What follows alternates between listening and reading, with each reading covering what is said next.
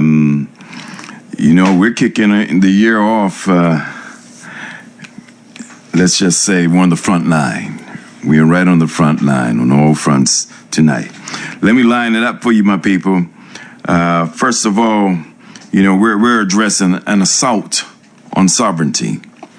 And, of course, yes, global politics. When we look at Venezuela, Caribbean, here are some things I want us to ponder tonight. You know how, I don't know, those of you who remember Arsenio Hall, he used to go, Well, that type of night, assault on sovereignty. That's our subject matter. Who is next? When we look at what's going on in the Caribbean Sea, when we ponder and we look at who is next, Venezuela, yeah. We've heard the let's say, we can't call them subtle threats, just threats. Colombia maybe, Mexico, Denmark, go down the line, Greenland. Why not Bermuda?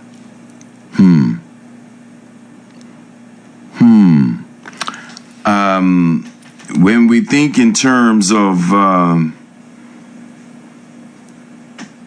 consideration to CARICOM, well, CARICOM is certainly under threat with the attack in the Caribbean Sea and, of course, in Venezuela. What does it mean for Bermuda?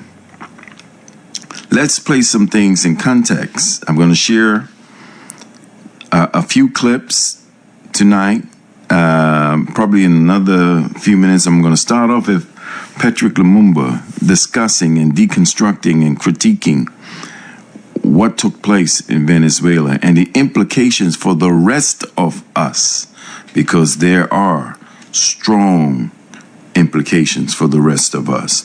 And yeah, Bermuda, we out here in the North Atlantic. Don't think it doesn't have anything to do with us. It may be in the Caribbean Sea, has everything to do with us. So who is next? So we're gonna play a clip coming up.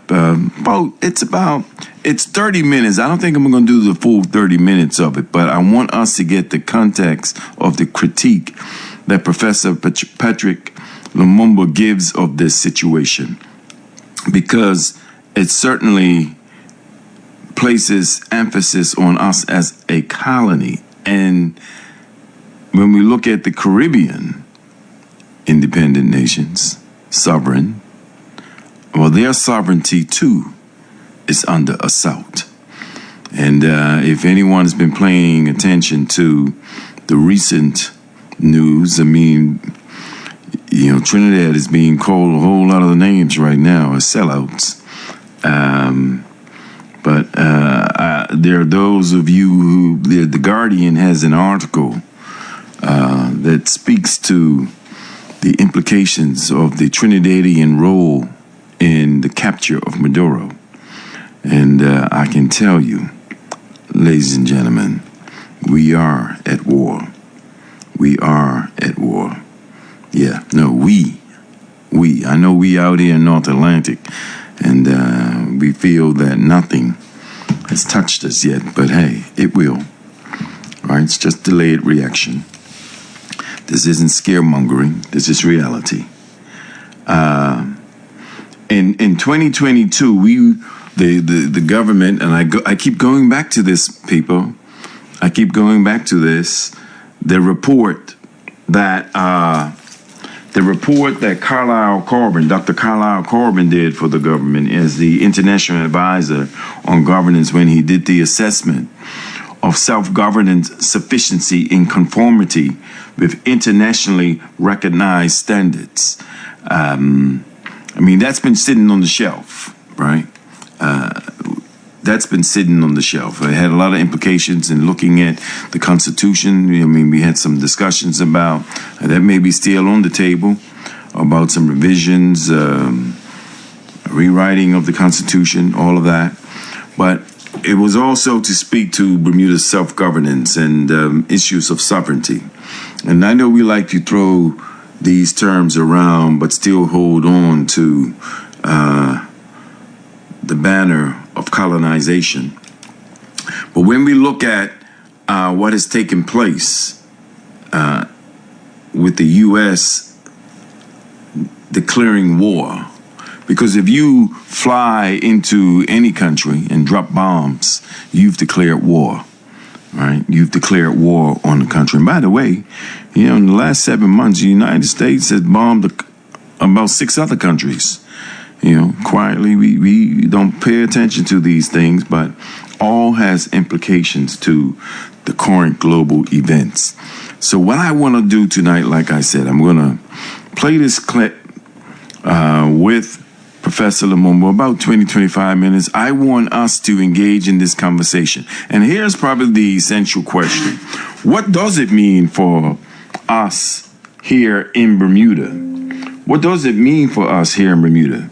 And what does it mean for us in the context of CARICOM as full members? We are associate members. But when we look at the events that have unfolded,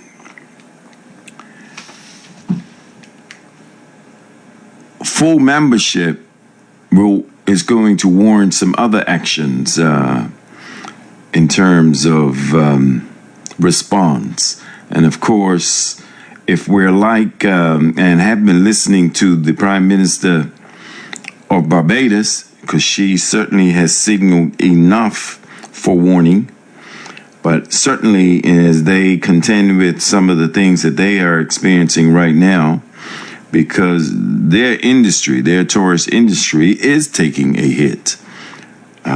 Look, cruise ships are not going to be going into any of these ports in the Caribbean Sea with warships spotted all throughout the Caribbean Sea.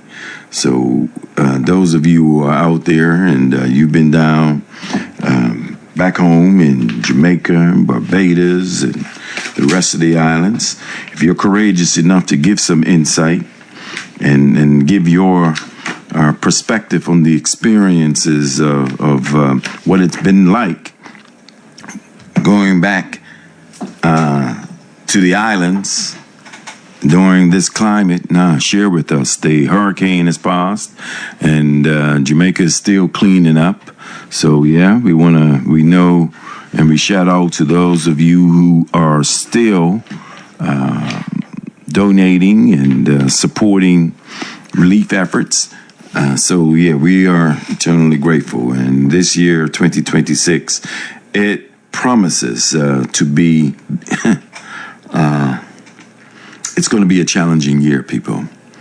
It's going to be a very challenging year. And I know we're still bemoaning what our cost of living is at this stage, and as we contend with some of our own social ills, what resolutions do we have for our own circumstances as we too ponder this thing called sovereignty, and with the assault on it. So this is about your thoughts about, who is next? Who do you see as next, Cuba? Burkina Faso. And by the way, again, if you're tuned in, they want President Traoré, and again, coup d'etat was attempted, but foiled. And that's how it's always done, divide and conquer. How are we divided and conquered as we kick off 2026? So listen up. We're going to listen to Trump versus Maduro, America's hegemony exposed, right? America's hegemony exposed. And Professor Lumumba is going to kick this off with us tonight. And I'm going to share another clip toward the middle, maybe top of the hour, but we want to engage you in some Q&A and some perspective and your opinions, all of that. What is it Bermuda needs to be doing right now as this issue addresses assaults on sovereignty? We may just decide to stay as a colony. Listen up. You know, the 3rd day of January, the year 2026, will go down in history because of the dramatic manner in which Nicolas Maduro was plucked out of his residence in Caracas in Venezuela. But this is not without precedent.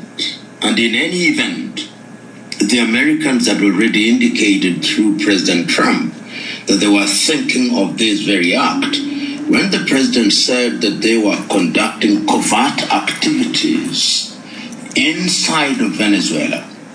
And when they positioned one of their most sophisticated seagoing vessels in the Caribbean, it was quite clear that it was just a matter of time.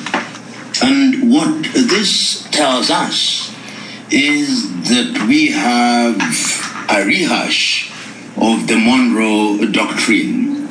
Many who are students of history will remember on the 2nd day of December, it was in 1823, the then President of the United States, James Monroe, while addressing Congress, stated or made a statement that then became known as the Monroe Doctrine. At that time, the target were the European powers who were engaged in colonization. Today, we can actually talk about the Trump Doctrine. And the Trump Doctrine, when I think about it, reminds me of an event on the 30th day of September 1862, Otto von Bismarck, when he told the Prussian parliament that the issues of the day will not be resolved by resolutions and speeches, but by blood and iron. The Trump Doctrine is that the issues of the day will not be resolved by speeches and resolutions, but by missiles and drones and warships. And this is gunboat diplomacy at its very best. Trump is saying, in order to make America great again, America must be the hegemon of the world. America must be the policeman or policewoman of the world. And what is right is what America says is right. And we have seen this not only in the Venezuelan case, we have seen the rhetoric relating to Nigeria, the rhetoric relating to Iran. So when one looks at these events and contextualizes them, the sad story is we are witnessing the death of international law as it was conceived in San Francisco in 1945. Begging the question, is the UN relevant, or it should be re-examined in the same way that the League of Nations was? As for Venezuela, I think the President of the United States has been very clear. Ours is diplomacy, and is an insult to the word diplomacy to talk about diplomacy in this context, is that we will get your resources. Hear him say, we have companies that are going to exploit the resources of Venezuela, and we are going to ensure that the resources and the funds realized will be helped to grow Venezuela. We are going to run Venezuela. If one doubted that colonization, classical colonization is back, it is. And Trump is saying it without mincing any word, without batting an eyelid. And Venezuela, in my view, is a test case. If I was in Colombia, I would be very worried, because he is saying you are facilitating what he calls narco-terrorism. And he is the judge, jury, and executioner. It is a sad day for international law. It is a sad day for the question of sovereignty and equality of nations. That a country's head of state can be plucked out, handcuffed, and taken to a foreign country to face charges. However legitimate it is sad. But as I've already indicated, it is with precedent. Noriega in Panama, Saddam Hussein, Muammar al-Gaddafi, And even as early as 1903 with Panama, one may even say with Haiti, Jean-Bertrand Aristide. Dangerous times, sad times, the law of the jungle, survival of the fittest, and the dying of the least suitable. In my view, international relations is very nuanced. Because what would they do? Would they invade the United States of America? Because that is the best thing, that something should happen, that missiles should now be directed to the United States of America. But things don't work that way. The only thing that has now happened is that all the arguments that the Americans had against everybody else, against Russia and Ukraine, are now illegitimate. The argument that they have against China invading Taiwan are now illegitimate. And it also gives very bad ideas to some of former colonizers and neo-colonizers that you can actually go into a country and because you are a nuclear power, nothing will happen. That is the danger. The best that the friends of Venezuela can and are already doing is to condemn the United States of America to hold sessions at the UN. But if you listen to Trump's speech at the UN during the last General Assembly, he has contempt for the UN. He was insulting UN. He was insulting the countries, and he is saying it is the United States of America that counts. The rest of the world does not count. Of course, his language is hyperbolic. We are the best. We are the leading. Our military is the best. We can do things that no other country can do. But he also knows is that what he is doing is going to face condemnation within the United States of America itself. We've seen Senator Bernie Sanders come out and say that the President of the United States must not declare war without the sanction of the Congress. And it's a sad thing because what is also happening in the United States is that we see a President of the United States that is rendering all organs of the state useless. Congress, not informed after the fact.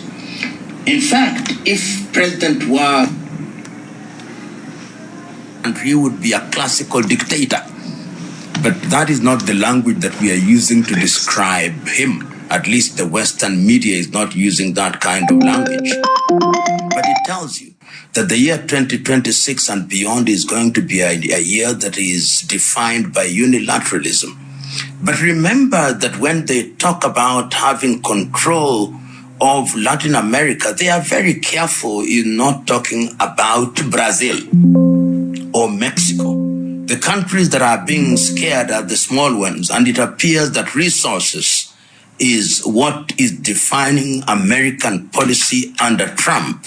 And we have seen it, the transactional manner in which he signed an agreement with Ukraine, the transactional manner in which he signed an agreement with the Democratic Republic of Congo. So Venezuela is a warning to the world. Venezuela is a guinea pig. Venezuela is a trial ground, and one waits to see what the other powers are going to do about it. Russia, China, one would also say India can do something about it. Brazil, President Lula has already spoken quite firmly. But beyond speaking firmly, beyond convening urgent meetings of regional bodies and UN bodies, what else can be done? Because the United States is the United States military power. But what I can read is that the Third World War is already being fought in piecemeal. One only prays and hopes that no mistake is made and that no nuclear power triggers a nuclear device. You know, history is very consistent. This assumption that you can walk into a country and control our affairs is misguided. Attempts were made in Afghanistan, failed. Vietnam failed. Iraq failed. It can never happen. You can get into a country, you can bomb a country, you can use missiles, you can do all these things, but if you don't capture the spirit and nationalism of a people, you are not about to control them. Colonialism in its classical sense, as was practiced by the European powers, I think is dead. What we are going to see is perhaps they'll have a puppet regime. They'll have a regime that is scared of the United States of America and therefore checks every other activity with the United States. What he's going to achieve is going to ensure that American companies are going to exploit the oil in Venezuela, and that they are going to ensure that if elections are held, the individuals who contest the elections are approved by the United States of America. And that is possible because fear will be instilled in them. The army of Venezuela now knows that they do not stand a fighting chance against the United States, and they knew it already. So it's going to be administration by intimidation, so that Venezuela is, for the foreseeable future, being prepared to be a satellite state of the United States of America. I wouldn't be surprised if in a few weeks' time, the President of the United States calls it the 52nd state of the United States of America, having called Canada the 51st. So that is the kind of rhetoric that one is going to see. But yet I believe that a post-Trump environment is going to be an environment of repair. Whichever administration comes after Trump is going to try and restore some kind of normalcy, some kind of predictability to American foreign policy. As it is now, American foreign policy is so eclectic, or so, one would say, so unpredictable, and that is sad, because America is not respected. America is feared, and respect that is born out of fear is not the kind of respect that one wants. And I believe that if you took the pulse of the American streets, or the American politician who is realistic and sensible and know that you live in a world that requires order, they must be very sad about what is happening to their country and what their country is doing to their neighbors. Somebody has done a parody in which is saying exactly that. He's saying, if you are dissatisfied with your neighbor because they are playing loud music, just get there and take it over. Sad. When one looks at the charges that have been leveled against President Maduro, narco-terrorism, those are the grand words that are being used. And once again, these are things that we have seen before.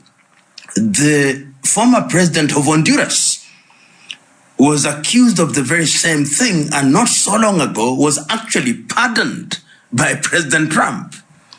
Manuel Antonio Noriega, the same kind of thing. And now Maduro is the head of some drug cartel.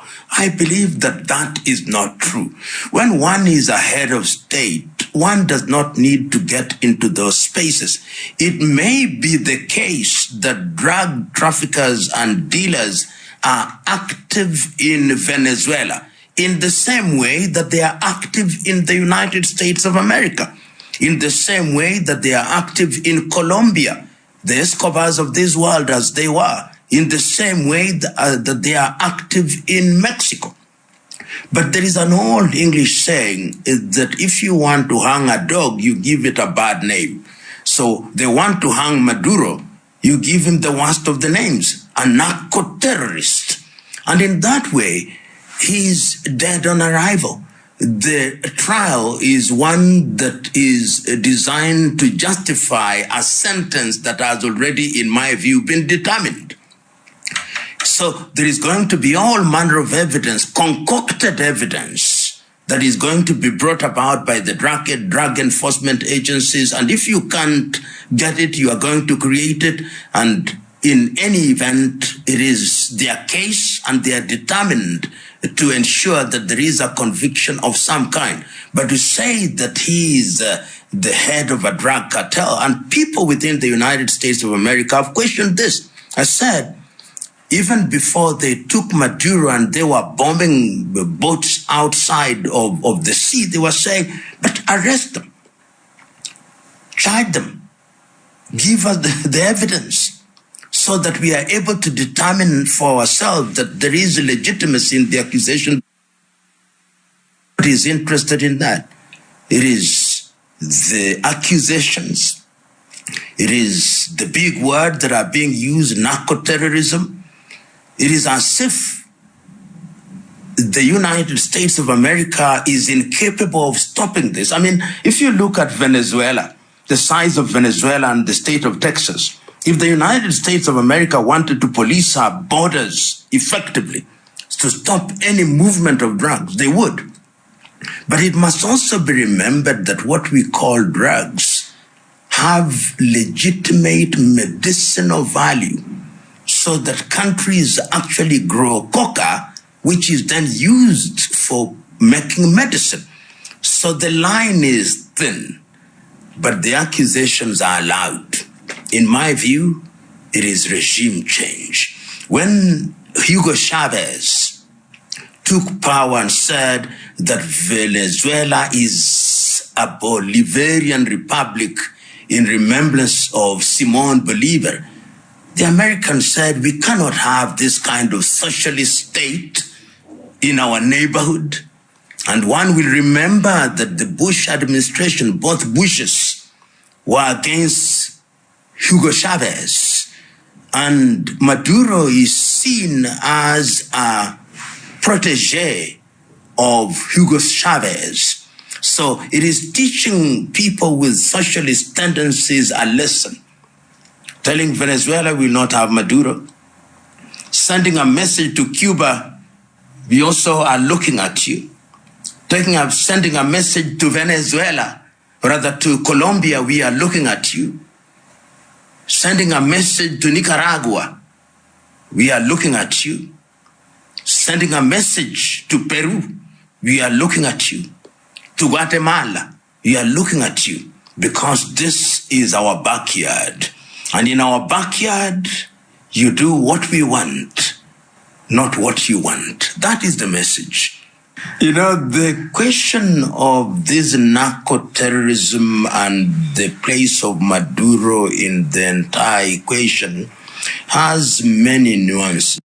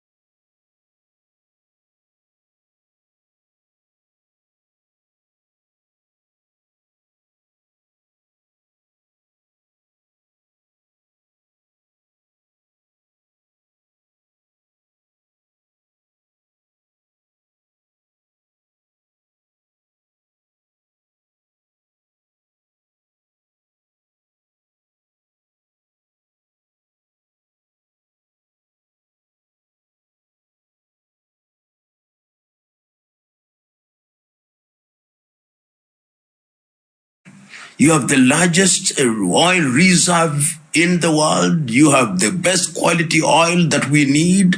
Our companies were the ones that were involved in exploiting all these many years ago. It is payback time. So you sit there, you are the head of our firm, as it were. you are a manager of our resources, we'll exploit them.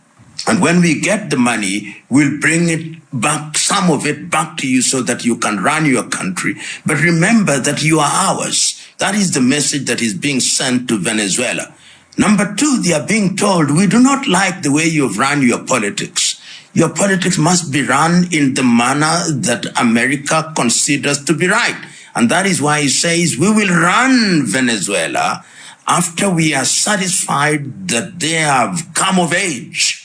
And we think that they can run their affairs to mean that they can do what we want. Then we'll allow them to have an election, which I suspect they will supervise, and they'll produce a candidate who behaves the way the United States of America wants. That is an analogy number one. The second one is, of course, as the saying goes, when you want to scatter the sheep, you kill the shepherd. The shepherd was the shepherd was Nicolas Maduro. Maduro is now out, and by Maduro being humiliated, and you can see it is very deliberate, the images that are being produced to the world or shown to the world is to humiliate Maduro. This is your former president who was speaking with conviction. Now see how he is in handcuffs, held, blindfolded, being mushed, humbled in the dock in the United States of America. And he's telling those in Venezuela and Caracas, if you don't play ball, you will be like Maduro. And that is exactly the message that they are sending to the Venezuelans. They want to change the politics of Venezuela so that Venezuela becomes what one can say Panama.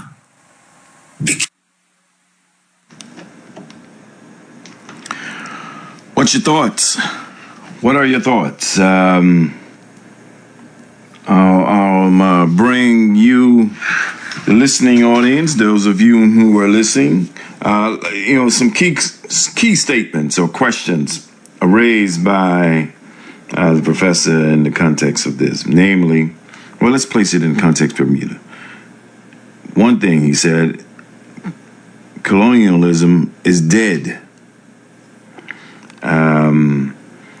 The other that is in question, and I always think about this when we look at these things in terms of the threat to international law, is the United Nations relevant anymore?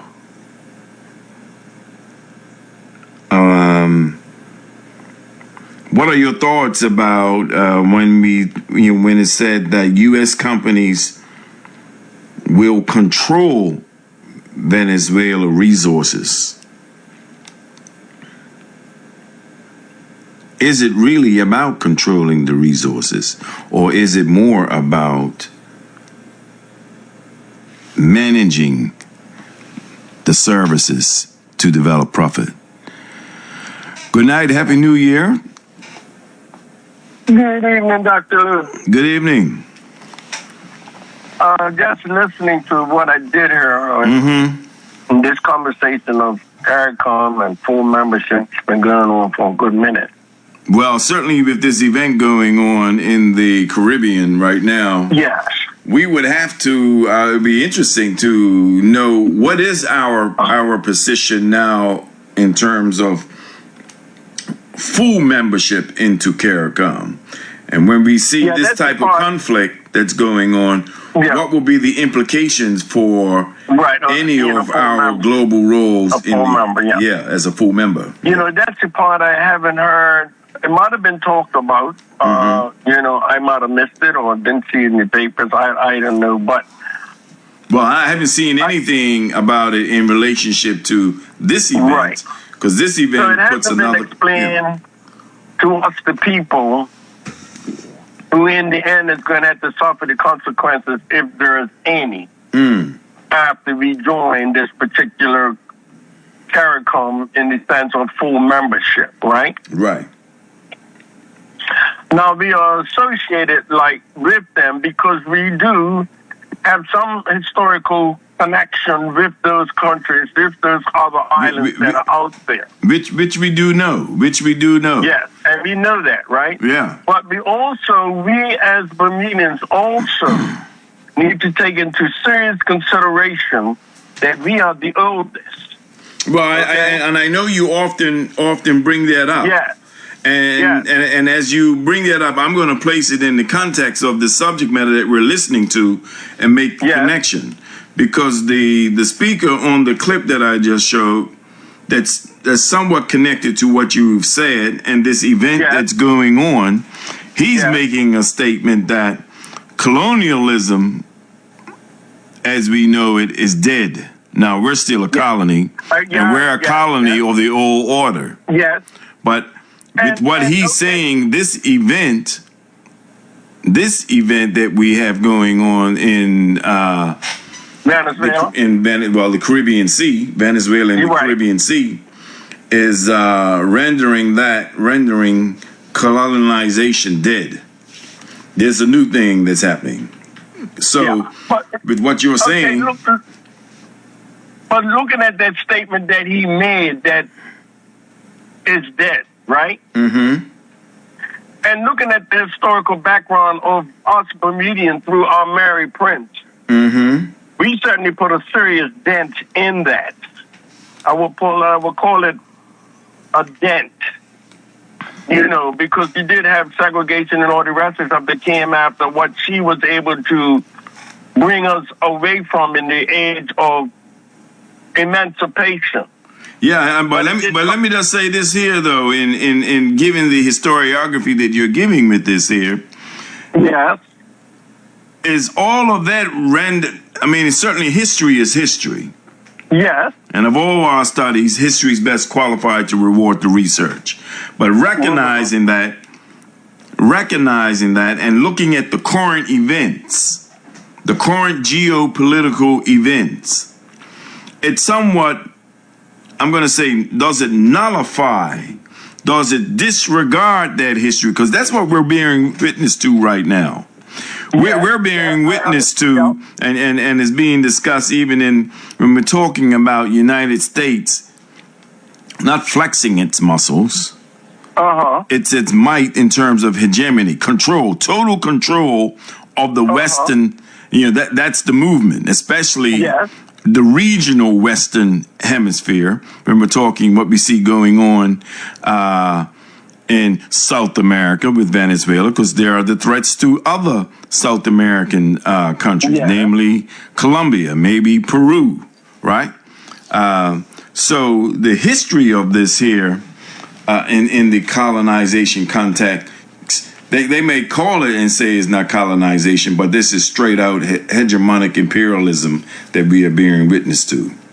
Really, when it comes to that particular part, that word colonization, we are still a colony. We're not independent. Well, we're not, in order to really be a completely away, because everybody's talking about this independent thing, like, we go independent and everything is supposed to change. But in order for you to be fully away from the rules and regulations of the British government or the royal or whoever is responsible, we have to go to be a republic, like how we saw happen with Bahamas. Well, even with that, let's be real. Yes. With what we are bearing witness to in America, and I want to bring some others in on the conversation, but you've kicked it off. With what's going on, let me just say this, with what's going on, right? Here it is, sovereignty is under attack. So the bottom line, these are independent nations. These are sovereign nations. Venezuela is a sovereign nation. Right? Barbados is the Caribbean. Most are sovereign nations. Yeah? Along comes the United States and says, hey, with your resources, there's a debt to be paid. There's a debt to be paid. Let's displace this leader that's there, put in new leaders, as we heard, and take control and command of those resources until your government gets in shape. Yeah, no. Looking at what you just said, Dr. Lou, looking at that in the running of their particular country or that particular country, and knowing worldwide that some of the things in which that the leadership of these countries are not up to power or not up to, I would say, fairness for the people of the country, the value of the oil and the fairness of the people, the churn of the Is that justification for to go in is really a takeover? Is that justification to go in and totally remove a leader from their country because you think they don't manage it well in your best interest when you yourself in this case, but I'm not saying you, I'm talking about, let's place it in the context of what we see with what the United States is making very clear. Trump, the Trump doctrine says we will bomb you if you do not comply, and they literally this is what they did. Actually done it. Yeah.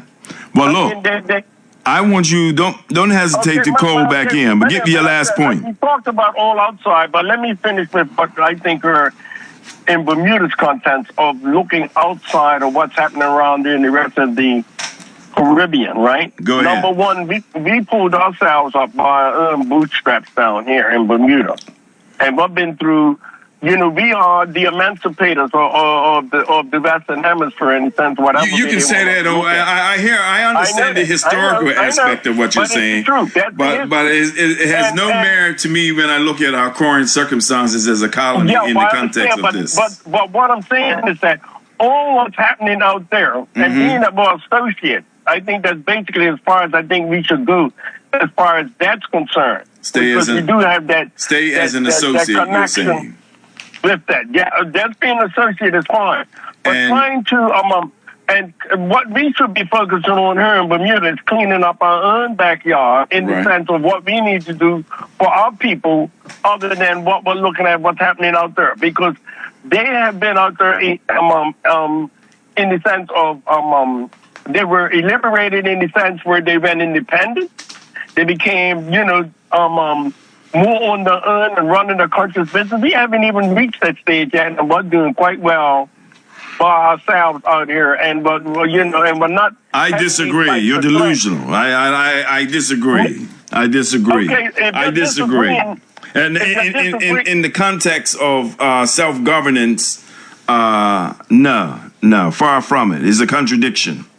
You are every bit a colony, and I'll say if you understand the geopolitics of what we are bearing witness to, while we may feel, that's not going to happen to us, it may not happen to you the way it is being demonstrated there, but it certainly can be done to you economically, Bermuda. I am not saying that it didn't happen. That's why I said we only put a dent in the situation, and we've been doing quite well by ourselves and pulling up our own bootstraps, no matter what comes our way when it comes to the issue of slavery, and then, of course, the sharing of the wealth of the country. And this is the things that it seemed for me to seem to be worked on here in Bermuda, just that we as Bermudians need to inform the government that you are working for the people of the country. There you go. Not for your glorifying yourself. I built this. I did that. I did this under my ministry. We're not looking at that. We're looking at what we are really in need of right now. And the number one thing that we need right now in this country is housing for the people of Bermuda. All right. And let's go right there. Let me take the next caller. Thank you very much. You kicked off well. Good night, you on all fronts. There's a lot of stat. Yes, my brother. How are you, man? I'm doing well. Happy New Year to you. Same to you, my brother. Yeah, it's going to be an interesting 2026. Yeah, but you see what happens when the scaremongering thoughts? Well. The first thing we do is hard-headed. We want to abandon our principled beliefs. All of a sudden, we want to jump ship because CARICOM is down there in the region where there's turmoil. But what we need to recognize is this, that CARICOM still allows countries to decide its destiny. Right. And still be a member of CARICOM. You know? So what Trinidad is doing, some may not admire, but it's showing you the reality that regardless of them being members of CARICOM, they still can have their own independent thinking. Well, yeah, and Trinidad, well, listening to the leader of the country, I mean, whether you agree or disagree, I mean, she made it clear to her people where their bread is buttered. And because of their partnership with United States of America, Trinidad ports are open up to America. Well, my point is... And Trinidad, they say, played an instrumental role in the capture of Maduro. Yeah, but my point is, they are members of CARICOM. And because there's going on happening in the region, doesn't mean that each country stops deciding its own destiny, you know, and stops working to its advantage, you know. So if we're full members of CARICOM, it don't mean that if there's turmoil, Bermuda cannot say, no, listen, you know, this is the decision we're making, regardless of full membership. You know, that is something on us, or in this case, something on Trinidad. Right. But that has no bearing on the ideals of CARICOM, which is a group of islands supporting each other to survive. So, you know, because one person, or one country in this case, decides, well, it's in my best interest to support the United States, even though the majority of CARICOM membership probably doesn't support that thinking. They don't, because they see themselves as a zone of peace, and that's what they've always rested upon. And of course, with this, I guess, statement that has been made certainly by the American government, but certainly also by Trinidad in terms of its position to be of support, it's brought into question whether we say loyalties, but there's certainly division in terms of the position. Yeah, but remember, we're collectively in the region. Yeah, but and we haven't even brought up the role that Cuba is going to play in this. Yeah, but remember, currently we're talking about the countries, basically Trinidad, Guyana, Venezuela, that is the big oil in that region. But, so yeah, and those two don't compare to Venezuela. Why shouldn't they act differently from the neighboring countries? So my point is this: now, America looks at CARICOM not in a negative light necessarily, because they're up in arms with Trinidad's move, because now that to America shows the flexibility of CARICOM. Whereas if it was a rigid situation where Trinidad was bounded by CARICOM, then that may not be favorable. So it's my point is, you could look at this in a different scenario. You know what I mean? Most people are reacting as if, oh, you know, this is not good. You know, maybe the U.S. is looking at us bad now. The reality is, as I said, CARICOM is put in place for smaller nations to be able to support each other to survive.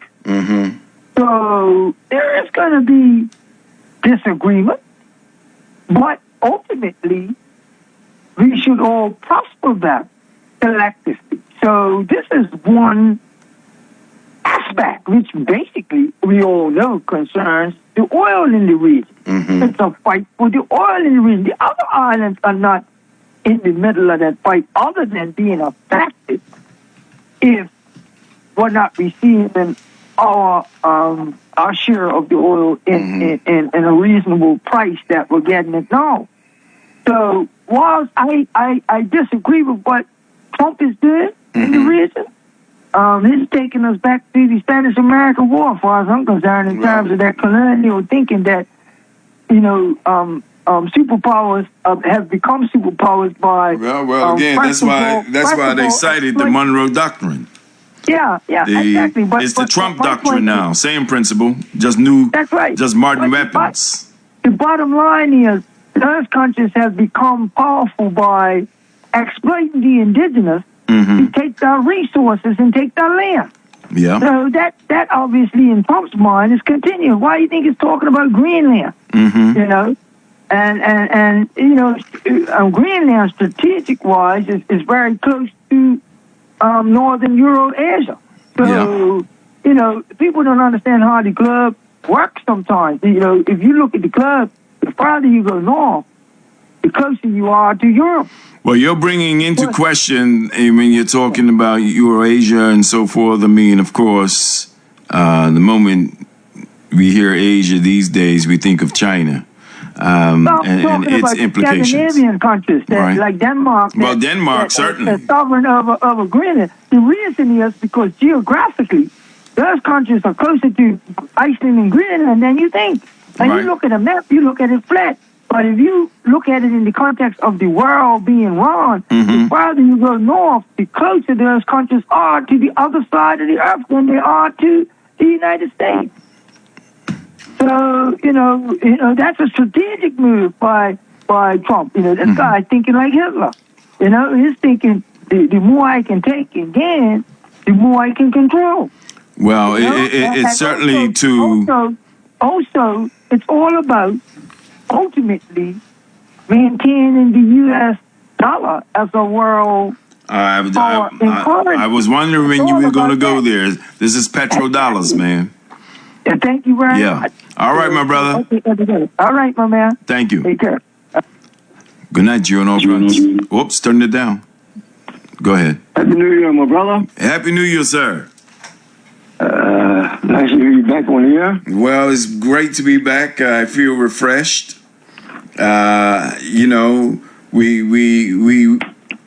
We prayed for peace in the new year. Well, hey, there is no peace.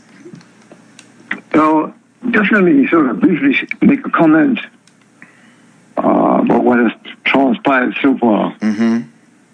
Quite frankly, we are basically, I would say, a non-entity in this whole picture thus far. Right. Because all we can do is sort of make noise, if you like. Yeah. When it comes to self-determination and human dignity, we're so far behind the eight ball that we are just, well, you like it or not, something like driftwood. Well, I'm glad you put it like that there, sir, because you're touching on, I had to pull out the 225-page document that was done to speak to self-governance, self-determination, sufficiency in conformity with internationally recognized standards for Bermuda. And when you make the statement, and it's a bold statement, as a non-entity as it relates to these current events, I would certainly say primarily a non-entity, but an entity all the same as it relates to how we, as you said, we've given more talk to this subject. We've given a lot of paperwork to this subject, but certainly no movement toward any actions of self-governance has taken place since this document was done or presented in 2022, September 30th. And that really speaks to a bigger issue, in my opinion. Only thing that your press caller alluded to, and I agree with him 100%, is that we really should now be focusing on our country, what can we do about our communities right now. So, although we are indeed part of the, I guess, international status, but our input from where we are is really void. Yeah. Because we cannot do anything in this country that our colonial masters disapprove of. And I'm glad you put it that way. In the clip that we were listening to, and because of the events that are going on and the manner to which they're going on in the Caribbean Sea, in Venezuela, and United States, and the rest of the Caribbean islands, but namely Trinidad, he made a bold statement in terms of colonization as we know it becoming dead. Classical. Bermuda's is probably one of the last remnants of classical colonization, some will say. And in this argument is being made that what we are bearing witness to and observing right now is the end of that form of colonization. What's your perspective on that, given what you see being played out in the global politics? And how do you see it, if at all, having any implications for us moving closer to some form of self-governance or independence? That's something that really we have to make a decision on. And we are so far from, in my opinion, leaning in that direction. Mm-hmm. Particularly because of our present leadership. Right. Quite frankly. So, in answer to your question about colonialism, now we're looking at, I guess, a paradigm shift with regard to he who has the biggest weapon and take control. That's sort of like, yep. You know, it's really but the strong, I guess, swallowing up the weak, period. That's what it is. Survival of the fittest, as he said. We're literally in a period of survival of the fittest. And he who has might is the one who will be right. Yeah. And so a lot of things come into play, like a lot of loneliness. And then it comes to survival. What did we do? A lot of things come into play. But anyway, it's quite an interesting talk. But we really have to get ourselves together in this country and make a decision as to who we are and what type of dignity do we want for ourselves. Period. And it's always a matter of self-determination. Well, these are the things that spark other nations into action. But I would say what is being made clear as people put that question, who is next? Because Venezuela today, and it's being made very clear, others are targeted. Always appreciate you, sir. No, I'll just keep listening and try to pay attention. Hey, all year. All of us better pay attention. For sure. Take care, sir. And we're going to wake up in this country. Oh, well, hey, we've been saying that and we keep saying it. What can I tell you? Yes, sir. All right, sir. All right, now. Good night, you on all fronts. Oops. Yes, good evening. Okay. Turn it down just a little for me. Okay. Yeah, it's coming back piercing in my ear. Yeah. Okay. Yes, my opinion on the whole sound like you're driving, too. You driving? Yeah. Yeah, that's why. Okay, go ahead. Yeah. My opinion on the whole situation is very simple. Like the first caller said, we ain't got to worry because I'm going to pull over right here. We ain't got to worry because we don't have any oil, no gold, nothing like that. The Bermuda got nothing. And that little carrot Trump thing that people are talking about, that's nothing.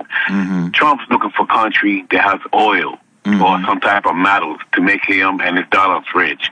And then if I listened to him when he was being elected, he said he didn't want no more elections. So what is that? To me, it's what it's trying to do is cause a civil war. Well, and once he has a civil war, then he could say, "Oh, there's some state of emergency. There will be no elections until we get this sorted out." Yeah. And that's his whole goal. You watch. That's my prediction for the situation. Yeah. I'll go up here and listen to you. I appreciate it, brother. I'll just say this here. The shamans in Peru have already predicted his death. So we'll see. Yeah. Yeah. All right, bro. Appreciate it. All right.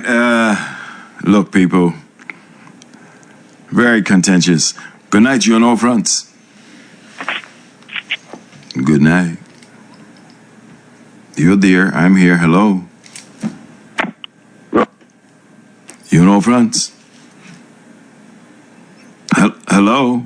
Oh, Lord. Let me try again. Good night, you on all fronts. Hey, Doc. How you doing, brother? All's well.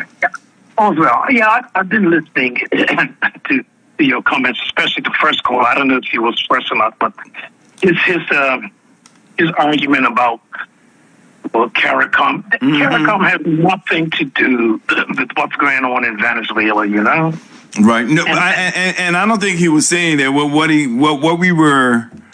I think what he was trying to do was to put the boogeyman thing in there that, you know, with us having a higher status with CARICOM being full membership might harm us in some way. But, you know, that doesn't hold water, man. I don't know why he argues like that. So, what I did, I put the question there. I mean, again, with the assault on sovereignty in the Caribbean right now, well, in Venezuela, but it's across, you know, that war, that declaration of war, and people say it's not a declaration of war. As far as I'm concerned, if you can take your military weaponry into a country and then drop bombs on that country, then you've declared war on that country. Yeah, man. All right. So that's nothing but U.S. gunboat diplomacy. That's all that's about. And it's not like it's happened. Gunboat diplomacy. It hasn't happened. There's nothing, historically, but there's nothing diplomatic about that. Yeah, it's gunboat diplomacy. I would call it gunboat piracy before I call it gunboat diplomacy. There's nothing diplomatic about. No, it's just a terminology. Okay, but I like to place it in it's more concrete terms. It's just a term that was used, and it's been used over and over again. You know, this is nothing new. What the U.S. has done, man. Because if you go back and look at your history, well, they said Panama, we saw it in Panama. Under Teddy Roosevelt. I mean, the Americans done that. Yeah, they're a colonial power. That's all they are. They're a colonial power. They try to remove themselves from that label, but they're a colonial power. Or as Cornel West said, an imperialistic power. And imperialistic. Yeah. And they've done it so many times down there in the southern part of the hemisphere. You know, so it's nothing new. Listen, brother, as Dr. John Henry Clark would say, all history is a current event. There you go. What happened yesterday will happen again. Yep. And if you don't correct the bad thing that happened then it will happen again. Yep. So this is nothing new. And Trump is just saying things quietly, what most people really would like to say. Is he quiet about it? You saying quietly? He's very loud and very bold about what he's going to do. He says it boldly. People. I believe that Trump, part of his character is that even if he doesn't believe it, he'll keep saying it to create. He's saying things loud that most people will say quiet. Yeah. All right. Yeah. Yeah. That's all he's doing. Yeah. And so none of this stuff, brother, is new. This stuff has happened before with the U.S. and their diplomacy and imperialistic view. I think though it has probably different implications than what we've seen before. And let me just ask you this here. In what way? And I was having this conversation. For those of us especially 50 and over, Yeah. all right, certainly 60 and over, Mm-hmm. we were teenagers of the Vietnam era, Yeah. right? Mm-hmm. We came through the Reagan era, and we went through decades of the threat of nuclear war with the Russians. Yeah. You know, that was something that was always hovering over us globally. You know, Yeah. And this is I'm making this statement based upon your statement of we've seen these things before, which we have, right? Yeah, The threats, right? What's different though right now probably is, and Russia's always been right there somewhere in the mix. Yeah. I think in the mix now with China and India, but certainly China, it's creating a certain different implication. And while China itself has not fought, well, they've had their wars with Indonesia, Vietnam, but not to the degree that we have seen America's involvement in wars since World War Ones and Two. But we've lived every decade of our life with America in a war. Yeah. They've been in war forever. Yeah. Perpetual war. Perpetual war. This war, it's all based on their desire to set the narrative on the planet to control. They're an imperialist country. And we're gonna have some future discussions about this, because it has, you know, I know people think maybe I'm not there yet, but when you think in terms of what's going on, yes, the Israelis and Gaza, when you look at that, when you look at Russia and Ukraine, I mean, hey, China's issue with Taiwan. Here's what this issue has done with the United States going in as it did. It has given license to. So you already know that Ukraine is going to fight, but Ukraine's going to be done. I don't see Ukraine outdoing Russia at this stage now. No, not at all. And I don't see United States coming to the defense of Taiwan like it was doing now. They have no ground to stand on. Not at all. China will see itself doing maybe something even comparable, or maybe not as extreme, but they will go into Taiwan now. That's coming in the year 2026. My thoughts are on China and Russia. China doesn't want to be a hegemonic type of country. They don't want to control other people's destinies and their resources. They are into business. They're business people. They want to be seen as equals, right? Same as Russia. They want to be seen as equals, but the U.S. has continually always tried to irritate both of those countries, because the U.S. and their hegemonic power base always historically wanted to control any and everything around the planet. Do you see U.S. influence becoming less relevant?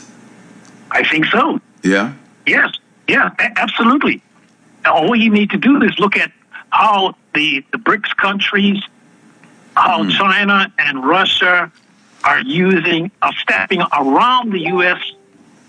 In regards to their business models, in terms of how they interact with each other, in terms of business. They're not using the SWIFT system, they're using their own system, and the U.S. is frightened by that, and they're panicking by it. Do you agree? And it was an earlier caller was saying, the scaremongering and all of that there, but do you agree? Do you agree, as some others do, that what we are witnessing right now is what was it? A third world war in piecemeal. I don't see a third world war. I see skirmishes in different locations around the planet. Mm-hmm. I don't think we will see, unless they all go crazy as hell, the use of nuclear weapons or tactical nuclear weapons. But that's the But thing. I think we will see. I think we will see skirmishes close to a world war. But you know, it's all about controlling the dollar. Yeah. And the resources. Or making the dollar more relevant than what it is. Yeah. I think the U.S. is really on its way out. It's a young country, only 240 years old. Mm-hmm. But they've packed in a lot of stuff. Yeah. In over those 200 years, and you know, I think that you're going to see a decline. Well, let me ask you this here then: where do you see the British in this? Given that the British have always been on the coattail of America. I think the British is really non-relevant. Really? Isn't relevant? Uh-huh. Yeah, I think so. But they will go with their kith and kin. I got you. Americans and the other European countries. Yeah. They will support that. They've been a colonial and an imperial power for centuries. And the sun has really set on them. But U.S. actions right now is somewhat of a threat even to Europe. I mean, when you recognize, well, certainly... All those people are cousins, man. And we get that tribal relationship. Yeah. We understand that, the Europeans hold their nose when they think about Trump. But their history has always been a warlike history with each other first. Always. That draws the rest of the world into their fight. Yeah, historically they've always been warlike. Mm-hmm. All of them, man. All of them, and they're all kith and kin. Last question for you, because I'm eager to hear people's thoughts about it. What's your thought, if you've been following it? Because, again, many of these, because you mentioned, multiple skirmishes, I think, right? Yeah. It was either you or the other caller, one of the two. And I'm saying that right now, when we see these types of actions, there are multiple skirmishes and other actions going on simultaneously. Almost this one event becomes a distraction as they take out something else. And I'm saying this on the African continent. We know that Burkina Faso is still a target for the Trump administration. Yeah, but just not Burkina Faso, brother. Just not Burkina Faso, the entire continent. And the European powers, if they hold themselves together and don't go to war with each other, these skirmishes, they will eventually turn their gaze back towards the continent. Because Africa is the richest continent on the planet in terms of resources. And they're going to turn their gaze back towards it. And Venezuela has certain minerals that Africa doesn't have. So that's the other appeal. Yeah. We're still the richest. Yeah, but Africa is. Yeah. Our ancestral home. And so they're going to turn their gaze towards Africa again. They will. Well. Yes, they will. Well, and that should be our focus. Well, exactly, and it's going to be interesting to see what those in the diaspora, what role you play, if at all, because I'm just going to say, my people, black people, your relevance is in question too. Our relevance is in question globally. Brother, look, whether we like it or not, as people in the diaspora who's been away from home mentally for hundreds of years, we're still an African people, essentially an African people. Well, we're going to be looked at. The origin of humanity begins there. That's right. Some will say, yes. And we are viewed in a different way. Yeah. We're looked at in a despised way, right?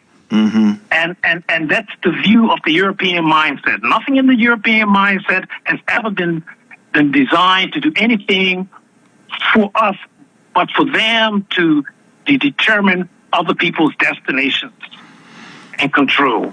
And that's how they view the continent and us. Beautiful. All right, my brother. Appreciate you. All right, brother. All Take right. care. Peace. Peace. Hey, I know. Let me just a little moment here. Please hold a minute, caller. Just hold a minute, caller. I just want to share. I know it's been, I call it our Amber Alert. The young kid that was missing, Ferries, has been found. And we are grateful that he has been found. I don't know if I haven't heard any other details, but young kid was missing and just got a notice that he has been found. And man, when a child goes missing, it's not something that we experience frequently in Bermuda, of little children going missing. I mean, here of late, we've seen a lot of teenagers going missing. But not when you're talking 5-year-olds and 6-year-olds. They don't go missing. So we're pleased to say that he has been found. Yeah.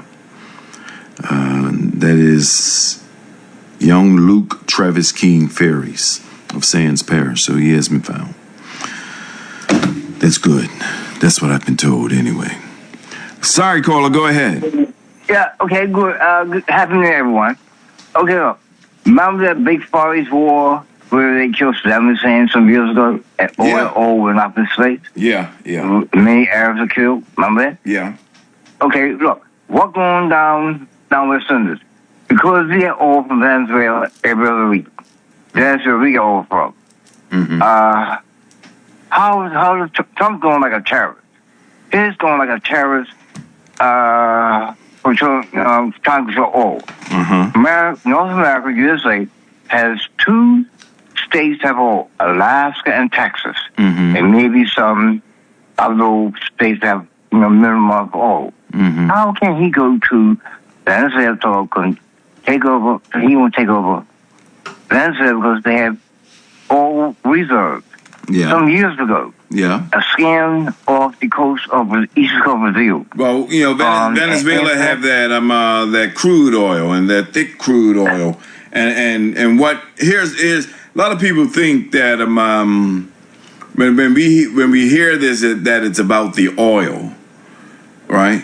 What's going to happen in this scenario? This is about the crude oil refinery being refined. And crude about 6 years ago. And that's where the Exxons and the Chevrons go in. Yeah.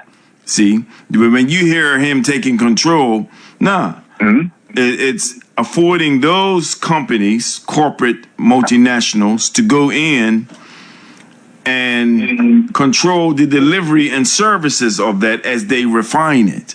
So if they refine it, it's they who put the price on a barrel of oil versus anyone else, right? So this is as it is about the oil. It's more so about the refinery of that oil, and then of course the marketing of it, the sales of it, the servicing of it. That's what we're dealing with here in so-called regime change that's going to come in Venezuela. As the earlier caller said, we've seen this rodeo before. Yeah. Here's Trump going like rode it out before. How can he, as a so-called man leading a continent, he was Putin, he was money from Ukraine, up to $22 billion of credit. Well, that's gold, sure is. But what I'm saying with Russia and Ukraine, on the evidence of what we're seeing right now with U.S., in Venezuela, it ain't much you can say to Russia right now with what they're doing with Ukraine. Okay. Here's talking about he arrested and drove for drug detectives. South America does not have any lethal drugs like North America. Well, North America has lethal drugs, lethal. They have killed many. Well, the greatest How drug many users persons have we know died is in America over the years from lethal overdose of drugs? the greatest appetite for the whole drug culture is America, and everybody knows that. Yeah. Whether it's legal drugs or illegal drugs. Yeah. I appreciate you calling, though. Okay. Thanks a lot. Have a good year. All right, my man. You too. Yeah. Keep the peace. Thanks much. All right. Thanks. All right. Yeah. What I want to do? Let us just take a pause again and finish out some of what we were listening to, and then I'll bring you all back in again. It's been some healthy conversation. This is going to be a subject matter that's continuous, I'm sure. So hold on. Listen up.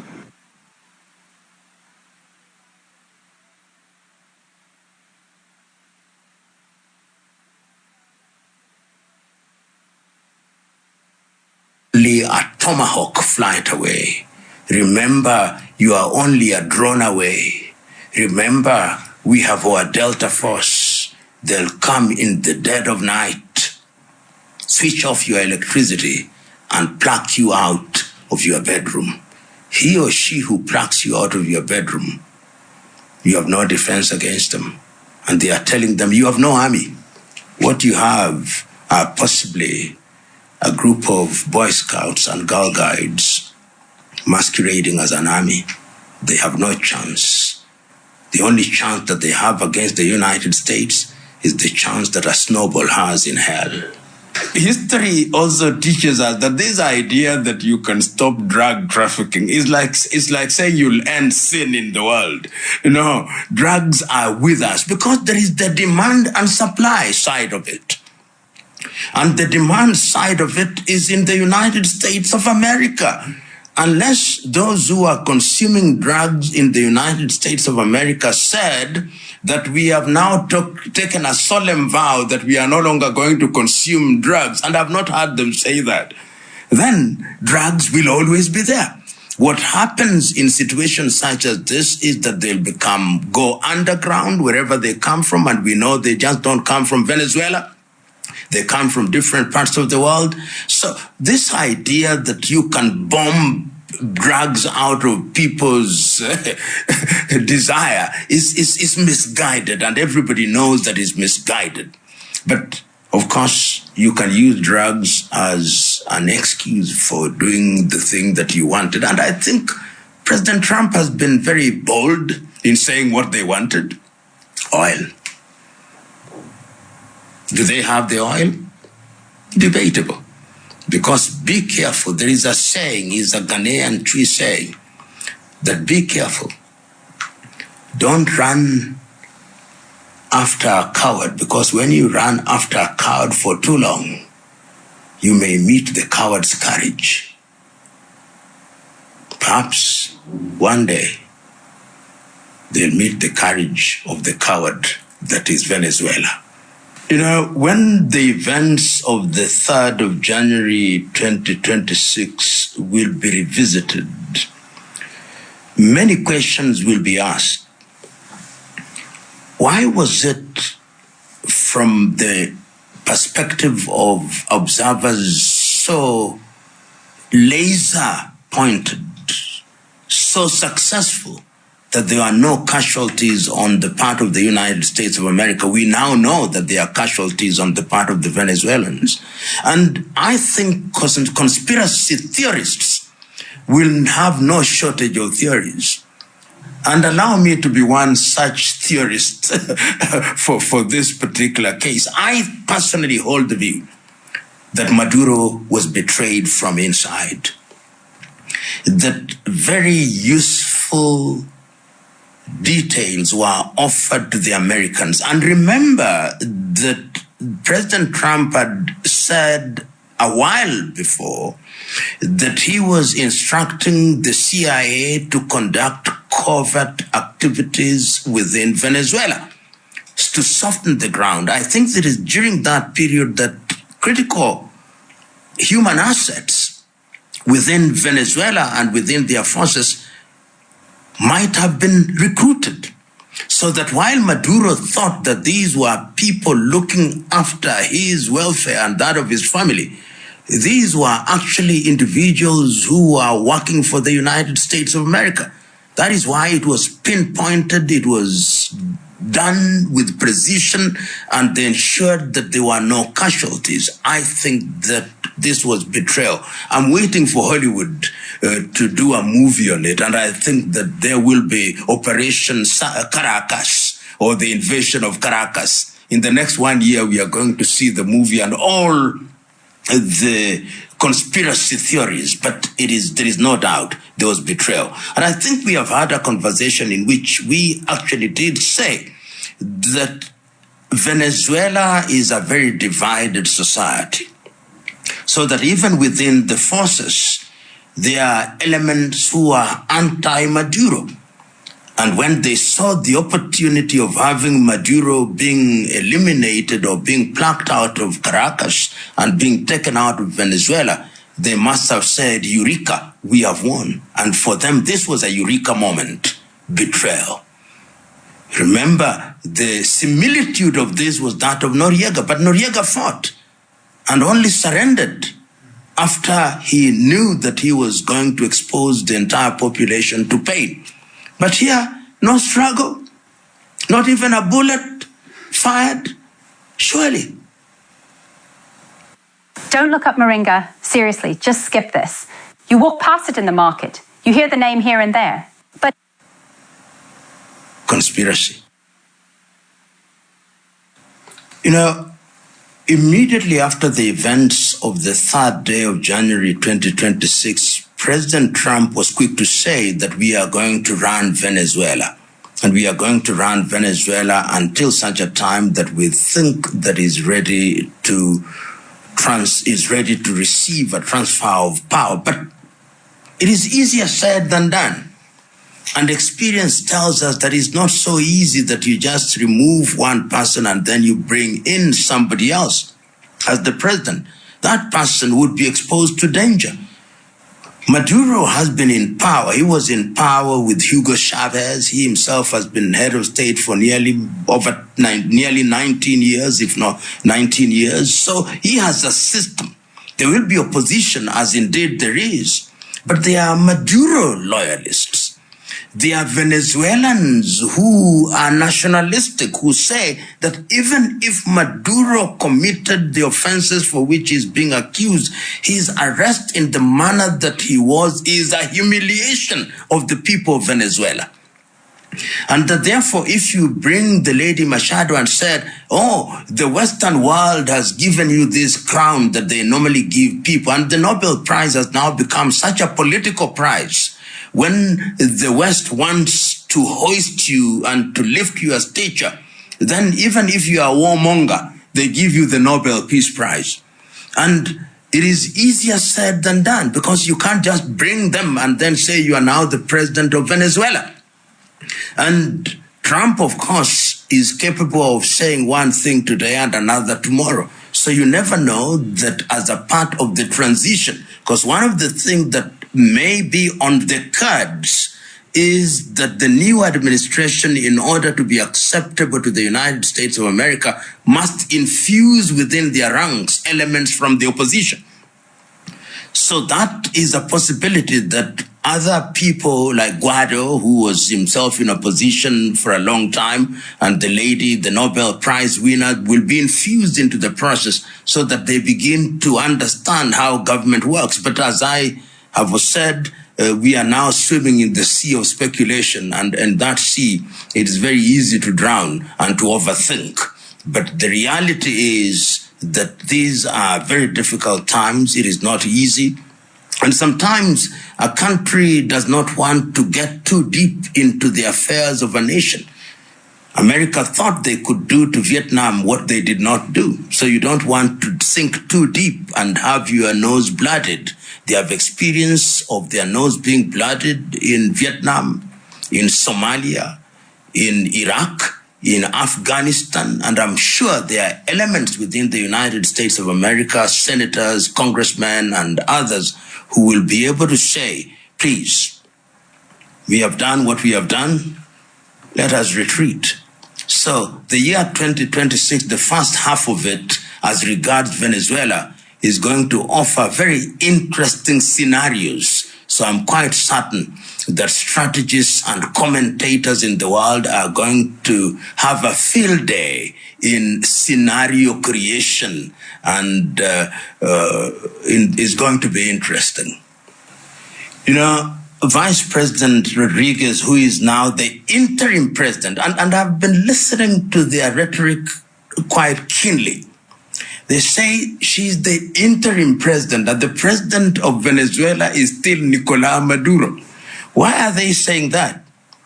They are appeasing the elements within government and within army who are loyal to Maduro. That Maduro is still the head. What we have is simply an interim administration as we deal with the Maduro case. And that what we are saying, and you'll hear us saying, and even negotiating with the United States of America, that President Maduro be released. And that even if he's released, he does not come back to be the president of Venezuela, he will come back home. You are going to hear a lot of that from Rodriguez, and that is why she's being described as being pragmatic, that she is not an ideologue in the class of Nicolás Maduro, that she is capable of navigating the corridors of international diplomacy in such a manner that will enable her to pacify the Maduro group and also to pacify the Americans and walk the middle path. And that middle path is going to be the path to follow in order to preserve Venezuela. And I'm waiting for the kind of rhetoric that Venezuela is bigger than all of us, and that we cannot allow an assault on one person and his wife to destroy Venezuela. For that reason, let us respect and accommodate our big brother neighbor, the United States of America. In any event, it is in our best interest, in any event, and I foresee in the next 2 weeks, all the sanctions against Venezuela are going to be lifted. And when you lift the sanctions against Venezuela and you begin to allow Venezuela to sell oil, then you begin to have goods in the supermarkets and things are accessible. Then the man and woman on the ground will say, but life is becoming better post-Maduro. And once you do that, the man and woman in the street will say, but it appears that without Maduro, life is better. It appears that during the administration of Rodriguez, things are improving. And once things are improving, Rodriguez can then announce that we'll have an interim administration for 3 years. Then we go into elections. And when we go into elections, I am a candidate. And the United States will say, we don't mind Rodriguez, and life will continue. Speculation. The fact that Maduro and his wife have been taken must be understood in the context of the power dynamics in Venezuela. Celia Flores, I believe is her name, was at one time the head of the parliament, a speaker. So in her own right, she's a politician and a very powerful politician. So they are being seen as a power couple. So that if you eliminate one, you are not solving the total equation. So you take them as a team. So it's not your typical first lady whose only role is to smile well, carry a handbag and dress well. She is an iron lady in many ways with informal power in Venezuela. And some say that if you crossed her path, then you were politically dead. So I think it is a message that we will not allow somebody who is powerful to remain and is associated with Maduro, and the wife was in that class. Is in the same category, for example, of Imelda Marcos. These are power couple. And that is the context in which her being taken away is understood. And of course, she's also facing charges in her own right, which means the Americans are saying, at least the Trump administration is saying, they were working as a team. And it is as a team that we must deal with them. I think what is going to happen, the script is already there. What is going to happen is that they are going to be tried and in a kangaroo process effectively. That trial is going to lead to convictions of long-term conviction, 20-something years, the Noriega script, the Honduran president script. So they are going to be jailed for a long time. They are going to attack their assets and assets of people associated with them. That, I think, is what is going to happen. And after some time, possibly after Trump, when there is a new administration, then they will be pardoned. I think the script is always there. They tried, convicted, then you are pardoned by another administration. That is the script.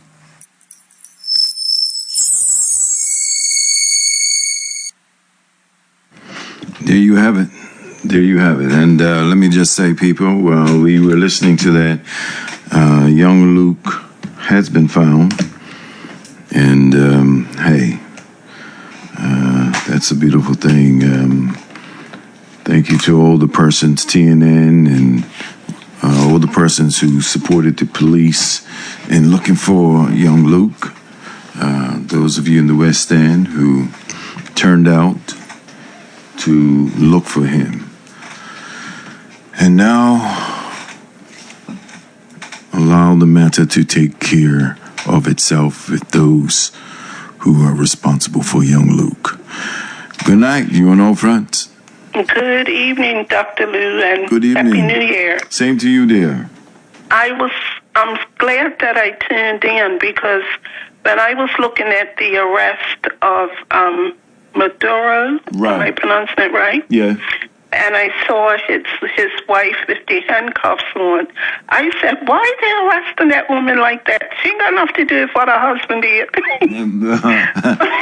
I'm glad I listened to that piece just now. Yeah. To hear the connection, you know. Yeah. I know that in some instances, the woman knows what's going on because she's living the lavish life and getting all the perks that goes with it. Absolutely. Yeah. She's no different than who is it? Melania? Trump's Yes, wife? that's right. You think That's she don't right. know? You think she don't know? Yeah. You think she don't know all of it right now? Of course she knows. Yep. All Yes. of that. You're But absolutely correct. Do you think that they'll be safe in prison? Well, yeah. I mean, you know, their protection in prison. I mean, it's not like they're in Sing Sing or who is it? Alcatraz, Angola in Louisiana, or certainly no Alcatraz anymore. Mm-hmm. Or what's the one that they had in Florida? He won't be in those. He won't be there. Yeah. He'll be in something. A federal prison. Yeah. That's what. Well, it would be interesting to see a movie come out because I'm sure it would Well, be you know, hey, America. all these Colombian movies. Well, you know it'll be a movie somewhere along the line. Yeah, movie and a book. And Yeah. all of the above. Yeah. All of the above. Okay. All right, dear. All right. Appreciate you. Okay. All right, Bye-bye. now. Bye-bye. Good night, you on all fronts. Hi, Lou. It's Rolf Commission. Commission. Hey, let me ask you something, man. Because I know you had insight into it. I couldn't access it. But The Guardian had I caught some of the opening lines. I didn't get the full article. But the piece in The Guardian to do with Venezuela You mean and Trinidad. the one I sent a few hours ago? Yeah. I couldn't access it. But... And I wanted to access it, but some of your insight in terms of what that article was sharing in relationship to the role of Trinidad, because that's what I got from what I was reading. Well, I think most of the nations of the Caribbean that are members of CARICOM are not happy at all with what Trinidad's prime minister has done. Now, there may be some conservative Negro Bermudians around here who act like it doesn't matter, but it does. Right. Well, of course, we do have them. Okay. What Trump did, let's say the first movie would be called Pirates of the Caribbean. They murdered over 90 persons on the high seas, most of them in the Caribbean, part of the Caribbean, between Colombia, what's it called, Venezuela, and Trinidad.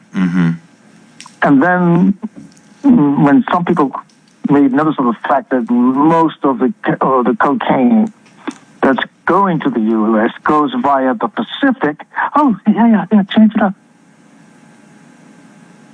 Okay? That's Pirates of the Caribbean. Extrajudicial killings, murders. You think, were there any people who were smuggling drugs during that period? Open air boats, is that the way you would phrase it? Huh? Yeah. Boats that could, at best, maybe carry, I don't know, 500 pounds of cocaine or something like that. And as has been mentioned, I mean, this is less about drugs. We know that. What? I said, as we know, while it's been put out there, narco-terrorism, all that stuff, but this move is less about drugs. Yeah, but the petrodollar is in effect here. Yeah, but our people need to stop listening to this Anglo-Saxon false narratives. Okay? Too many of our people just buy it because they hear it on CBS or CBS. They don't understand how the media they may have known 40, 50 years ago is not the media of today. Certainly not. These mainstream Western media is owned by oligarchs. Most of those, CNN, all of them are tied into and have been penetrated, maybe that might not be the right word, by the CIA, MI6, especially the Anglo-American media ecosystem. It's full of propaganda to serve American interests. But I say American interests, we're talking about far-right interests. Yeah. People that who basically would probably view being called fascists or white supremacists. And I noticed that you don't get people talking like that now on this show, from what I heard tonight. But what else is it? Tell me, Randy Scott, what is it if it's not white supremacists you're seeing? You'd be impolite to say that? Because that's what we're facing. Yeah. That's the operation manual for what Trump and all the crowd of oligarchs are pushing. But anyway, let's get back to, so we got the Pirates of the Caribbean setting up a false Anglo-Saxon style narrative. I mean, that's the land of Shakespeare. I don't know, they're good storytellers. So the pretext is going to be narco-trafficking. The pretext is going to be that to set up the stage for Maduro being characterized as a cartel chieftain. Yeah. Right? Let me tell you something, all of you out there. They're going to try to demonize Maduro, and all of you are going to bite. So anyway, let me tell you. So yesterday, I believe, the Justice Department of the United States of America put out a notice that the cartel that Maduro has allegedly been the chieftain of. I can't remember the exact Spanish name of it. All right? Does not exist. Does not exist, I say. It was made up. That's number one. That's the Justice Department of Trump's Justice Department. Secondly, put that aside. What we've seen in the second movie, let's say it's the Godfather, Part 4, Part 3, huh? And even that guy you had on just now, his script is really off base. And the African brother, But anyway, what they have done is no different. Different tools, different weapons, different ocean-going boats, ships, I should say. Yeah. But this is no different from what they did in the 15th, 16th, and 17th century. Well, that's what they said. It's right out of the playbook. From the global south. It's right out of their playbook. Yep. That's right. And let me tell this also to our people out there. The Venezuelan population has at least 20 to 30% black persons of African descent, and persons of Indian, Native American descent. The rest of them is basically more European looking. But getting back to the main point I just made, I heard Joseph Borrell of the European Union a year and a half ago. He characterized Europe as a beautiful garden. He's from Spain. Okay, he's no longer the foreign affairs spokesman for the EU, but this was about a year and a half ago. He called the Europe a beautiful garden. Okay, how did it become a beautiful garden? Well, you saw how it became a beautiful garden 2 or 3 days ago. Looting and pillaging the global south of its resources and its people. That was the slave trade. That's how Europe became a beautiful garden. Right. Okay? You heard Trump, the white supremacist, the king of the white supremacists, I might add, with just resurging Randy Scott. Trump called, trying to resurrect the old term, which even had black people like John Swan, even people in the PLP using the term third world. You know who created the third world? The global north. In the 15th, 16th, and 17th century, do what you saw take place a couple days ago. The looting was just phenomenal. That's who they are. As you said, the real pirates of the Caribbean. I'm telling you. Yeah. So I am very impressed with what took place. People don't understand the sort of technology that they brought to bear to pull off that operation, and the millions of dollars they spread around, particularly to some at the very top of that government, I think. Well, that's to be confirmed. To pull that off, I'll go out on a limb. Well, no. I'll save it. I was going to bring in the role of Israel, but that's part two. Yeah, don't leave it out. That's part two next week. Yeah, let me say one thing. World order in the next 50 years. Well, let me just say this here. Pax Judica. Go ahead. The interim president, she was sworn in as president. Was it yesterday? Yeah. The Nobel Peace Prize winner. Yeah. Go ahead. Dulce, what's her name? Rodriguez. Right? Rodriguez. Okay. Yeah. Now, let me give you some background for your listeners. Her father was a revolutionary fighter in a fight for economic and social justice in Venezuela, probably racial justice too. Back in the 70s, he was with a radical resistance group. At that time, they had a pro-American president who had a lot of assistance in becoming the then president of Venezuela. Venezuela, yeah. Similar to what they want to try to do now, the pirates of the Caribbean. Okay? He was captured, her father, under the orders of that president, this American installed president. He was tortured and murdered. Okay? That was in around 1976.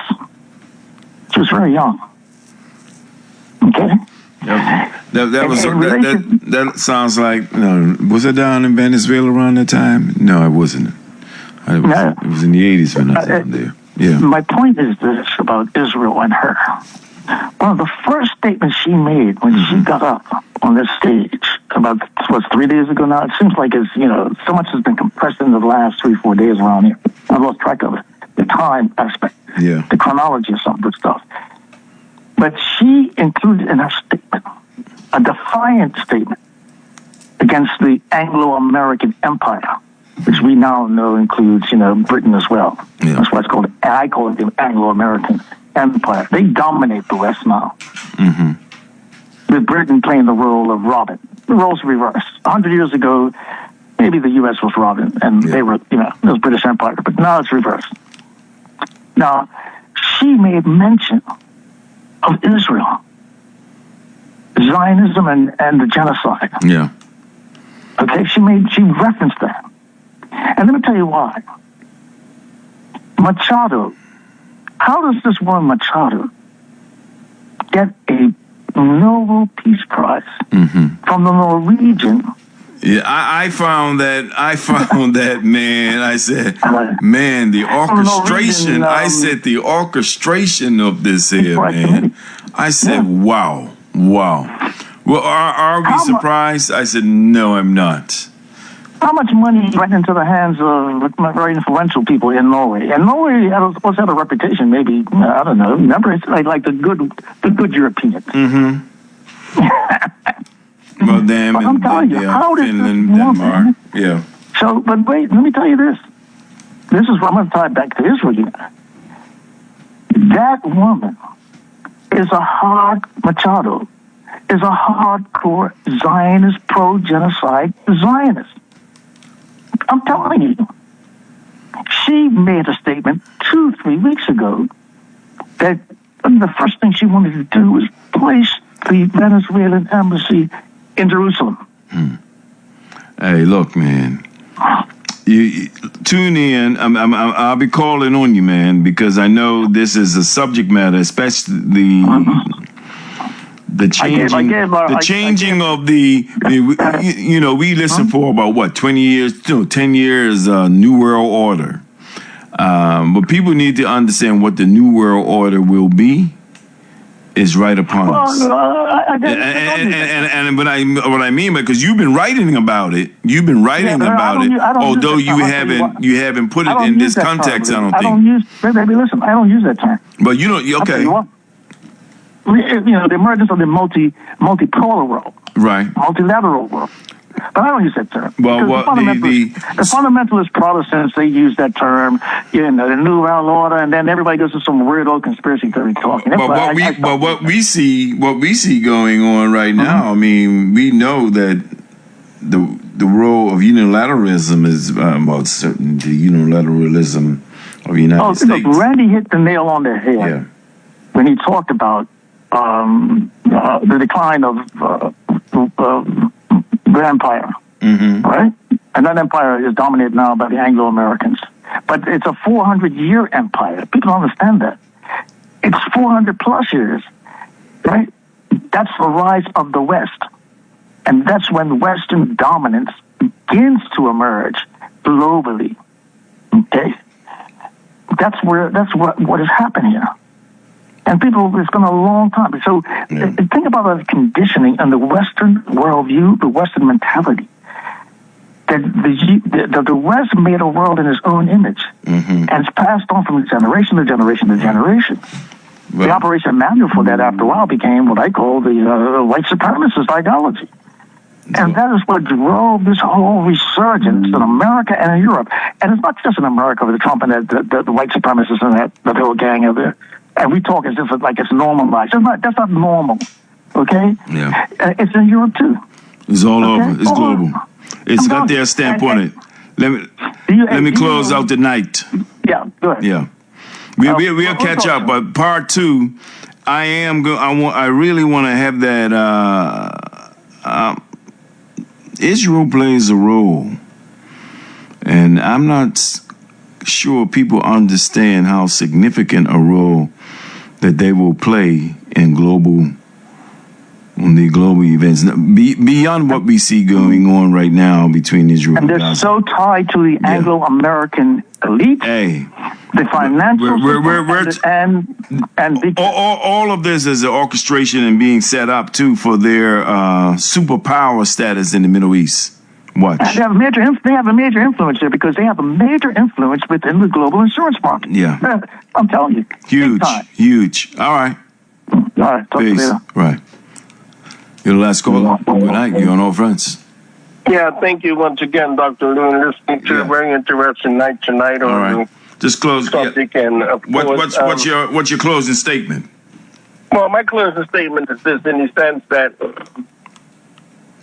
number one, I always think about Bermuda first, and I would say to our leadership here in Bermuda, is we need to clean up our backyard. Right. Yes, we do have connections, like I said before, with other countries around us, and take into consideration what's happening into Venezuela, and looking at the leadership over there in the sense that he was basically making his own self a target. It is, you got a leader that's over there, got the most wealthiest area of oil in the Western Hemisphere. Number two, then you have that type of wealth. It was one of the most wealthiest countries in the area, and guess what? It was only 200 years old. And we're in our 600th year in Bermuda. That's why I always talk about us being the oldest country. We're in our 600th year here. So in the sense of looking at how that country has been going on for less than 200 years and becoming one of the wealthiest countries out there. But then when you got 7 million of your people leaving the country under your leadership, with the problem of the wealth of the country not even being used to support your own people, where they got to leave. Well, let me just say, of your people. Let's keep that thought alive, because I want to see. It's interesting, even the events that we're talking about and the role of this Trump administration. Well, I'm wondering if the corporate income tax in Bermuda if the corporate income tax in Bermuda is under assault also. And what we thought we were getting, will we now not get, given some of the position that the U.S. has taken under the Trump administration in terms of multinational corporations not paying a certain 15% tax. So we're talking about or hearing. Well, all of that needs, like I said, that is something new. Of course, you're going to have some people who are looking at what the value that, everybody's looking at the value of the oil, what we're going to be getting for the infrastructure that we have here, the name that we have here in Bermuda as being the rich capital of the world. You break it, we fix it, and up in the Freedom Tower, nobody knows with the infrastructure that costs to help that to go up, right here in the islands of Bermuda. And to see the wealth in which that something like that had to take place to put it back there. And here we are in living in the infrastructure of that country and not receiving a share of the wealth of that infrastructure. Let's see what 2026 holds for us of dollars. And what we hold our government accountable for.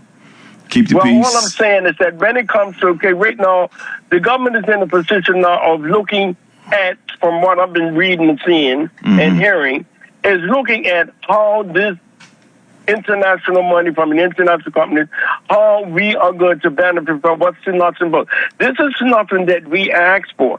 This is something that the infrastructure of the international reinsurance industry promoted themselves, so had to give to countries, not just us in Bermuda. Let's see, like I said, let's see if that is under assault with some of the changes that we see going on with the U.S. administration around it. It's not regardless. It'll be dictated by that in the U.S. Well, because multinational corporations are represented here in Bermuda. Hold the thought. Hold the thought. Of course, we're going to have people that's looking at that wants a share of that as well. So all right. We have to see what the government does when it comes to negotiating of that part. Peace. Thank you very much. All right. Hey, people, on the happy note, like I said, young Luke has been found. And once again, thank you to all of the community that turned out to look for him, understanding that he was missing since 3:30. So, yeah, every reason to be concerned. and we're pleased that he has been found. And maybe we get to the bottom of why. I'm going to close out with Professor Jiang of Yale University, of why America needs Venezuela. More to come. Of Hugo Chavez, who is the spiritual hero of the Chavismo movement in Venezuela, who is the current regime in Venezuela. So Trump has made it impossible now for the United States to seek an arrangement for Venezuela. Even if there's some negotiation that takes place, it's going to end up in bad faith because Venezuelans have lost trust in the United States. But not only that, but South America right now will rally against the United States. Trump has threatened both Mexico and Colombia. He has his eyes set on Cuba, on Nicaragua. So now the South Americans are like, we can't trust the Americans. We need to stick together, and they're going to resist American power. And then Africa, Europe, the entire world is going to see America for the bully that it is.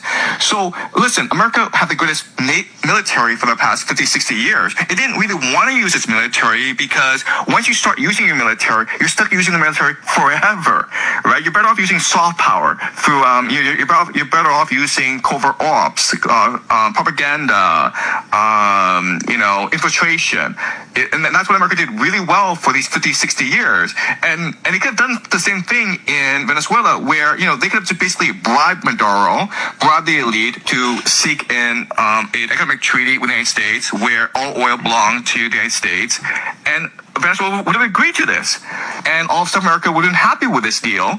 But instead it chose to do what it did because it wanted to project strength and power. And so it sacrificed strategy for optics.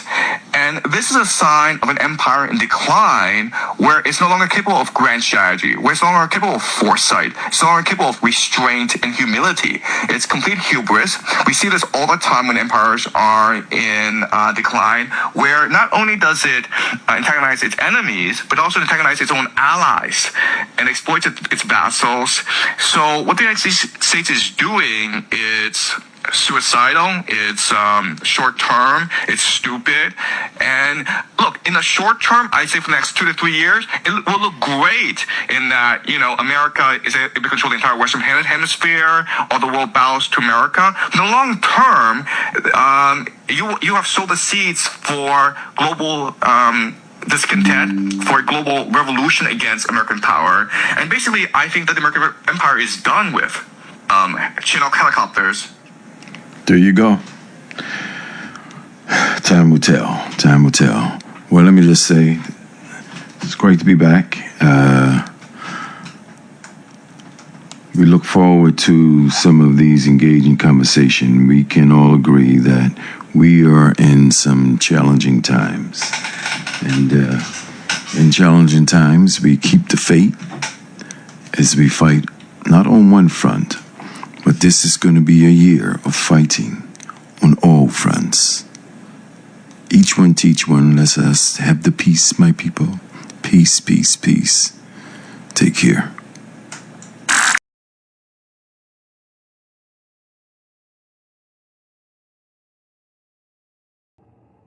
Bermuda Live on YouTube. Subscribe now.